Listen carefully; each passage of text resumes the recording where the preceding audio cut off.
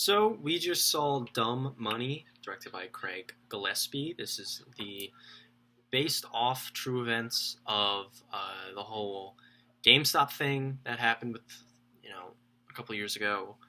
Cameron, what was your thought process going into this movie? Also, Cam is here. Say hi. Hi. I didn't know what to think. I saw the trailer and I was like, oh, we should do this. And I never thought about it again. And Jake was like, oh, we're going to the movies today. And I was like, okay. And I was like, what are we seeing? And then he told me, and I said, I've never heard of that in my life. But it was good. Craig Gillespie also directed Corella and I, Tonya and Lars and the Real Girl. So, he's been around and a lot of people like him. I don't know. I've only ever seen Corella out of that and this now, so I don't have a ton of reference He to go off of. directed Corella? It's Yeah. weird. It's random. But I guess let's just talk about the movie because there's not a lot to, preface when talking about this thing. I really didn't know what to expect because this is such a weird idea for a movie, especially because this just happened 2 years ago. So I don't know. It was weird to think about when first going into it, but I would say we both enjoyed it. It was interesting, and I was intrigued because I remember hearing about it, and then I never thought about it again or looked into it or knew anything really about it. So it was cool. I like movies where they tell us about stuff that happened. And for me, so I'm not the biggest fan of this biopic, especially with financial events. I usually find them pretty boring. I just watched The Big Short recently. I wasn't the biggest fan of that movie. They're just usually very much the same, and they all follow, they all have the same kinds of characters. They all follow the same beats. But recently, they've actually they've gotten better. With the movie Blackberry that came out earlier this year, which I really loved, and with this thing, I thought Dumb Money was actually really fun. I felt that it told the story in the right way. I think that it had a lot of likable performances, and it was unique because it was telling such a unique story. This is something that is very ridiculous in the real life and was a big joke on the internet for a while. And to kind of take that and to integrate it into a movie and have the movie actually be pretty good, I think is the biggest takeaway that I have with Dumb Money, was that it was actually pretty good. The people behind this movie were competent, and even just more than competent. This was entertaining. It was well planned out. The direction was, interesting. I just found it to be a very pleasant time at the movies, if that makes sense. It's not a world beater. It's not gonna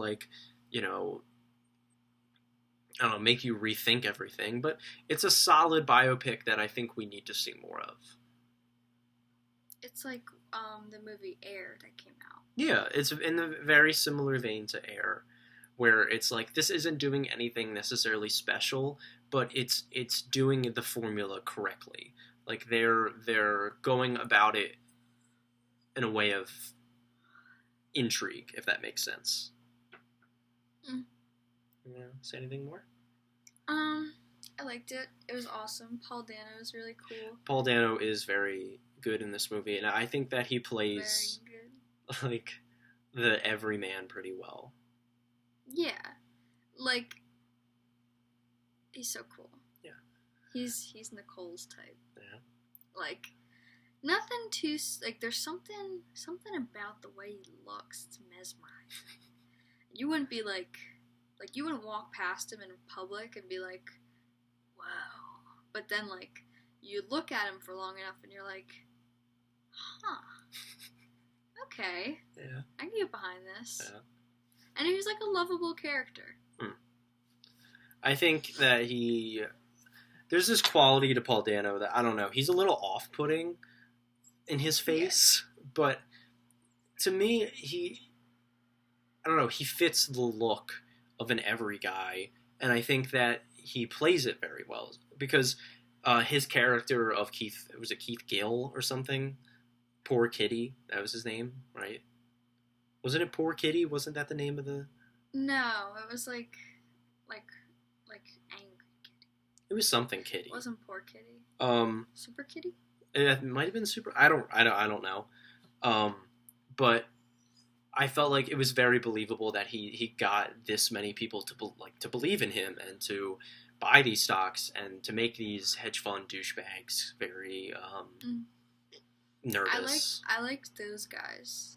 Yeah, Ron Swanson. They got a lot of very talented comedic actors to play them, and to play them pretty straight and play it pretty well. Like, I feel like getting comedic actors to play these kinds of people and play them straight is actually a pretty good idea, because like you get that sense of they are so out of touch with reality that they think that this is what they're doing is normal and is right. And I feel like, I don't know, comedians bring that like cockiness that a lot of those finance bros kind of have. And I don't know, just a lot of elements of this movie really worked for me towards the last half. I wasn't the biggest fan of the first act. I felt like it was exactly what I thought it was going to be. It was very annoying and very like dated already. Like it was dating itself to our time, like already. But I think that as the movie got on, I don't know, it just started clicking better, and the performances got better. There was actually some emotion involved. You get very heavily invested in the characters of this film. Yes. You have anything else you want to say? Okay. I liked it. Yeah, it was pretty good, and I'm gonna give it a solid B. Like, not the greatest thing I've ever seen, but it was solid. And I give it a 3.5.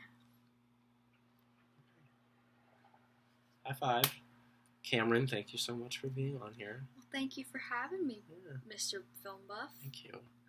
Other than that, I will see you guys for the next review. So, big thank you to Cameron for being on this video and being the love of my life. High five again. And if you liked what you saw, drop a like and a comment below what movies you'd like to see next. And comment your favorite kind of food and your favorite movie. And because Halloween's coming up, we're going to do a Halloween review too. Thanks for watching. Bye!